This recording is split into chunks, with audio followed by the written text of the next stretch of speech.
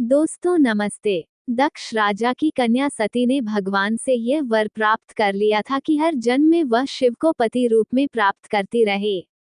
पार्वती के रूप में उसने पर्वतराज हिमालय के घर में जन्म लिया। उसके जन्मते ही हिमालय का महत्व और अधिक बढ़ गया। दूर दूर से आकर ऋषि मुनि आश्रम बनाकर रहने लगे। हिमालय ने भी उनको पर्याप्त मान सम्मान दिया। चारों ओर सुंदर पर्वत पर सदैव फल फूल उनके नवीन वृक्ष प्रकट हुए। वहां पर नाना प्रकार की मणियों की खानें प्रकट हो गई। सब नदियां पवित्र जल को लेकर बहने लगीं। पशु पक्षी आपस में प्रेम पूर्वक रहने लगे। सब जीव जंतुओं ने वैमनस्यता को त्याग दिया। पार्वती के आने से हिमालय हर प्रकार से समृद्ध हो गया। नारद जी को इसकी खबर लगी तो वो वीणा बजाते हुए हिमालय से मिलने चल दिए। पर्वतराज ने आदर से सम्मानपूर्वक उनका स्वागत किया। चरण धोकर सुंदर आसन पर बैठाया। नारद जी के आने से हिमालय ने अपने भाग्य की सराहना की। पार्वती के विषय में पूछा। नारद जी ने हंसकर कहा, पर्वतराज, तुम्हारी यह कन्या सब गुणों की खान है।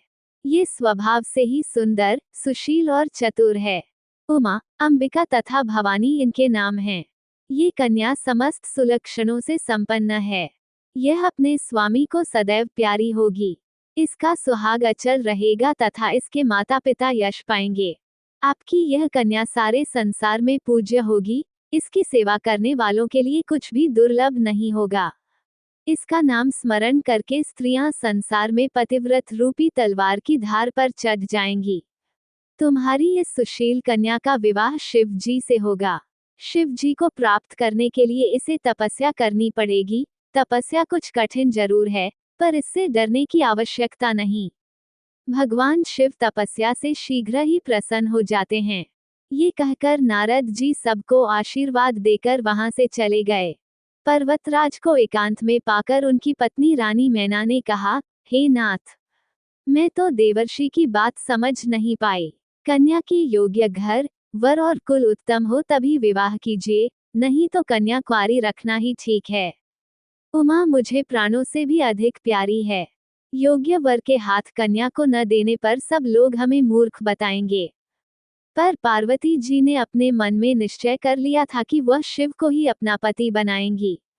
माता पिता की आज्ञा पाकर पार्वती वन में जाकर तपस्या करने लगी।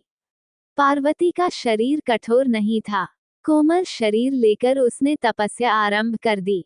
आरंभ में वह फूल फल खाकर दिन व्यतीत करती रही।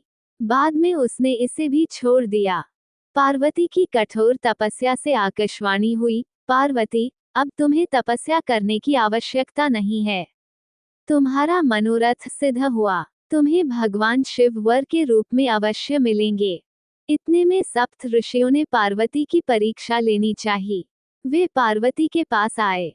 ऋषिगणों ने पार्वती जी के पास आकर पूछा, पार्वती, तुम ये कठोर तपस्या किस हेतु कर रही हो? किसकी आराधना कर रही हो और क्या चाहती हो? हमसे स्पष्ट कहो। ऋषिगणों की बात सुनकर पार्वती ने लज्जाते हुए कहा, मुनिवा, मैंने शिव को अपना पति बनाने के लिए ये तपस्या की। देवर्षि नारद जी के कहने पर मैंने ये तपस्या की। पार्वती की बात सुनकर ऋषिगण हंस पड़े। उन्होंने कहा, पर्वत की बेटी होने के कारण तुम्हारा नाम पार्वती है। तुम्हारा विचार दृढ़ होना चाहिए। नारद जी का उपदेश सुनकर किसका भला हुआ है? नारद जी ने दक्ष पुत्रों को जाकर उपदेश दिया। चित्रकेतु का घर उन्होंने बिगाड़ा। हिरण्यकशिपु का भी ही हाल किया। ऋषियों ने आगे कहना जारी रखा, नारद जी की सलाह पर चलने वाले स्त्री पुरुष भिखारी हो जाते हैं। मन के वह बड़े कपटी हैं। शरीर उनका अवश्य साफ है। वह अपने ही समान सबको बनाना चाहते हैं। तुम बहुत भोली लड़की हो जो उनकी बातों में विश्वास करके पति की कामना करने लगी, जो उदासीन, गुणहीन, निर्लज, घरहीन, बुरे वेश वाला, मुंडमालधारी, कुलहीन, नंगा और सांपों को धारण करने वाला है। वर तुम्हें कौन सा सुख देगा? ठग ने तुम्हें अच्छी तरह भ्रमित कर दिया है। सती की कहानी नहीं जानती। उसने भी शिव से विवाह किया। शिव ने उसे यज्ञ में मरवा डाला। शिव जी अब निश्चिंत हैं। उन्हें किसी बात की चिंता नहीं। भीख मांगकर खाते हैं। शमशान घाट में भभूति लगाए घूमते रहते हैं। फक्कड़ बाबा के घर में कोई स्त्री कैसे सुख से रह सकती है। अपना भला चाहो तो उन्हें वर के रूप में प्राप्त करने का विचार त्याग दो। हम तुम्हारा विवाह बैकुंठ में रहने वाले श्रीपति भगवान विष्णु से कर देंगे। ऋषियों से इतना सब सुनने के बाद पार्वती जरा भी विचलित न हुई। बोली, आप लोगों ने जो कहा सब सत्य है, पर मेरी प्रतिज्ञा भी अटल है। मैं शिव जी के अतिरिक्त किसी दूसरे को अपना पति नहीं बनाऊंगी। पार्वती के अटल निश्चय के सामने ऋषिगण हार गए। वे पार्वती के मन को डिगा न सके। अंत में उन्होंने कहा, जगत माता भवानी, आपकी जय हो। ये कहकर ऋषिगण वहां से चले गए और पार्वती पिता के साथ अपने घर आ गई। उन्हीं दिनों की बात है। तारक नाम का एक महाबली दैत्य था। उसने सारे देवताओं को परास्त करके उनकी संपत्ति हड़प ली थी। देवगण उससे युद्ध करने का साहस नहीं जुटा पा रहे थे। सब देवता दुखी मन से ब्रह्मा जी के पास पहुंचे। उन्होंने ब्रह्मा जी को व्यथा सुनाई। ब्रह्मा जी ने कहा, राक्षस का अंत शिव जी के पुत्र द्वारा ही संभव हो सकेगा। अतः शिव जी का पुत्र होना जरूरी है। पर इन सब के पहले कामदेव को शिव जी के पास भेजना जरूरी है।